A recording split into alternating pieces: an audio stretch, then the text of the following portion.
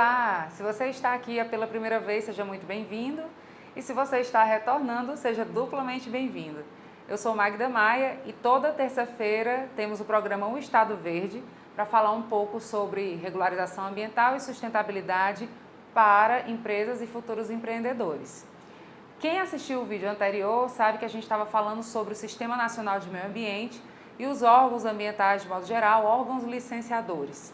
E aí esse vídeo de hoje é dedicado a gente tentar falar um pouco sobre a pergunta que não quer calar. Por que se licenciar no Brasil é tão complicado? Por que a gente tem tanta dificuldade em resolver, se regularizar e é tão burocrático muitas vezes? Eu arriscaria dizer que tem pelo menos 4 fatores envolvidos nisso. Não que eu queira dar uma definição, mas eu acho que são 4 pontos que a gente deveria discutir e pensar sobre eles. O primeiro é a atuação institucional, que a gente sabe que é sim complicada no Brasil, é pautada em várias leis essas que a todo momento têm inovações ou modificações e que isso atrapalha a continuidade dos processos de gestão de modo geral. Mas tem um fator que é crítico que a gente precisa conversar sobre ele, que é o fator time, ou seja, o tempo. O tempo de uma instituição pública para resolver ou para dar uma autorização ou uma licença não condiz com a necessidade e a demanda do mercado, da iniciativa privada. Ou seja, enquanto um processo está em análise, a empresa está numa situação de vulnerabilidade, de certa forma. Então, isso é muito, muito sério e precisa ser melhor regulado. Uma segunda coisa que eu considero ser um gargalo nos processos de licenciamento ambiental é o amadorismo generalizado que existe nesse setor. No Brasil, as pessoas de toda e qualquer formação podem trabalhar com o meio ambiente, podem ser um consultor ambiental. E isso é preocupante.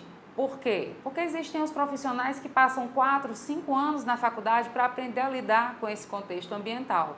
Então, se são 4, 5 anos, é porque realmente tem muita coisa para ser aprendida. Ou pelo menos que sejam profissionais que tenham experiência na área, ainda que não tenham formação. Então é muito importante que quando você buscar alguém para te assessorar nessa área ambiental, que você busque saber a formação ou a experiência, tá? Essa é uma dica que eu deixo para vocês. Terceiro fator é a questão da própria gestão da empresa.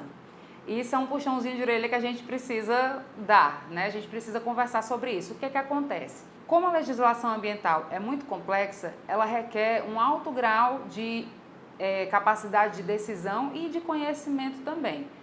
Então, o que é que acontece quando a empresa coloca a gestão ambiental na mão de uma pessoa que não está preparada ou sequer tem gestão ambiental na empresa? Ela vai ter esse tipo de dificuldade. No processo de licenciamento, todo tipo de autorização ambiental, ela está sujeita a multas, infrações. Isso é muito sério, muito crítico e é um dos gargalos também. E olha só, não é só a questão da gestão ambiental em si, a própria gestão da empresa como um todo. Muitas vezes, o que trava o seu processo de licenciamento nem é uma questão ambiental, é uma questão documental da empresa que não está atualizada, né? Perdeu a validade e você não prestou atenção, como por exemplo o alvará, seu registro sanitário, tudo isso. E aí, ou seja, a deficiência na gestão ambiental da empresa como um todo vai interferir diretamente no processo de licenciamento ambiental que acaba levando a culpa. Por fim, o quarto e último ponto que a gente deveria pensar sobre ele é a questão cultural mesmo. No Brasil, essa questão do licenciamento é muito crítica. Tem muita gente trabalhando contra o licenciamento ambiental, o que na verdade é uma grande bobagem.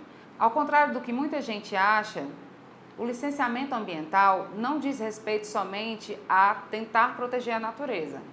Ele também serve para nos proteger de algum tipo de alteração que possa ocorrer na natureza e que depois venha afetar a nossa vida, a nossa saúde. A questão é que no Brasil pouco se faz esse tipo de avaliação ambiental estratégica, certo? E aí fica essa questão de antipatizar o licenciamento ambiental, que na verdade é um instrumento muito bom, muito eficaz e que poderia sim ajudar muita empresa a ter uma ótima visão de sustentabilidade. Então, por hoje é isso. Convido vocês a pensarem sobre esses 4 pontos que a gente falou e no próximo vídeo a gente vai falar sobre questões urbanísticas versus questões ambientais. Quem vem primeiro, quem está segurando quem, para poder entender melhor. Até a próxima!